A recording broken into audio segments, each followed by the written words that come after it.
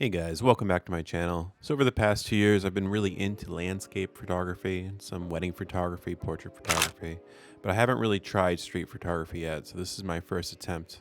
So last Saturday, I went down to Philadelphia and spent the day with my new Sony a7 IV, and I whipped out the Tamron 7180 zoom lens to see if I felt comfortable doing street photography. There was a lot of instances where the zoom was just too much, to be honest, but I think these shots came out pretty good, especially for my first time. If you guys would like to see more street photography on this channel, let me know down in the comments below. I definitely enjoy it, but I want to deliver content that you guys want to see.